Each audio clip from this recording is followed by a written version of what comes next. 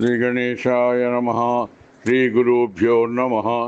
శ్రీపాద శ్రీ వల్లభ నృసింహ సరస్వతి ఔదుంబర శతృక్షరాయ నమః.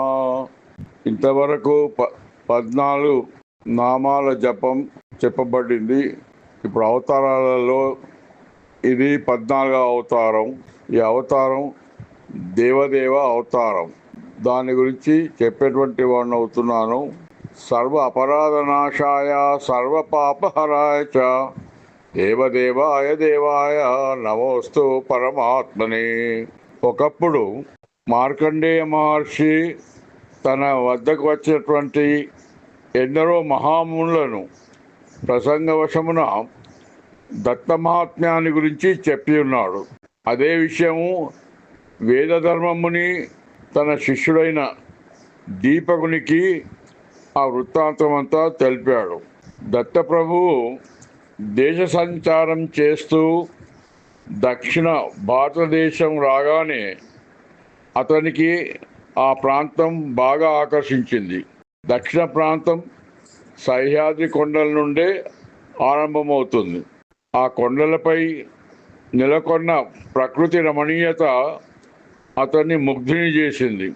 ఇక ఆ ప్రదేశాన్ని విడిచిపెట్టడానికి మనసొప్పక దత్తప్రభు అక్కడే ఒక ఆశ్రమం నిర్మించుకొని దాన్నే శాశ్వత నివాసం ఏర్పరచుకున్నాడు. ఆ ఆశ్రమం అంతా శోభాయమానంగా నానా రకాల ఫలపు వృక్షాలతో వివిధ రంగురంగుల పుష్పలతలతో విరాజిల్లేది. యక్షులు, సిద్ధులు, గంధర్వ కిన్నరులు, దేవతాగణం మొత్తం యావత్తు వస్తువు సేవిస్తూ ఉండేవారు. సింహాలు, వ్యాఘ్రాలు, ఏనుగులు, జింకలు, పాములు, ముంగిసలు మొదలైనవి వైర ప్రవృత్తిని కూడా వదిలిపెట్టి మైత్రీభావంతో అన్యోన్యంగా ఉండేవి. ఇంద్రియాలు నిగ్రహించి మునులందరూ ధ్యాన సమాధిలో నిమగ్నమై ఉండేవారు. యోగులు సైతము ఆ దత్తుని సదా సేవించుకుంటూ ఉండేవారు. దేవగంధర్వ మనుష్యాదులకు ఆత్మ ప్రధానం ప్రసాదించడానికి దేవదేవ అవతరణగా ఒకరోజు యతి రూపంగా ఉంటున్నవాడు అకస్మాత్తుగా చతుర్భుజాలతో శంఖచక్ర గద పద్మాలు ధరించి కృష్ణామలక వృక్షం అనగా నల్ల ఉసిరిగ చెట్టు కింద ఆసీనుడై ఉన్నాడు. ఆ సమయంలోనే బ్రహ్మదేవుడు తన పరివారంతో అక్కడికి సత్యలోకం నుంచి వచ్చాడు. చూసేసరికి దత్తప్రభువు యతి రూపం నుండి దేవదేవ అవతారం విష్ణుమూర్తిగా చతుర్భుజునిగా కనిపించాడు. ఆ ఆనందం అతన్ని చూసి పట్టలేక చాలా రోజులకు నిజ దర్శనం చూడగలిగాను అని బ్రహ్మదేవుడు భూమిపై సాష్టాంగ ప్రణామం చేసి చేతులు జోడించి పులకాంకితుడై ఆనంద బాష్పాలు రాల్చుండగా, హే పరాత్పర, పరంజ్యోతి, పరమాత్మ, సురవర మునిజన యతిజన సంసేవిత చరణారణ పద యుగళ జై భవ, విజయీ భవ, దిగ్విజయీ భవ అంటూ అనేక స్తోత్రాలు చేశాడు. అప్పుడు ఆ దేవదేవుడు, బ్రహ్మదేవా, నీ స్తోత్రాన్ని విని సంతోషించాను, ఏదైనా వరం కోరుకో అన్నాడు.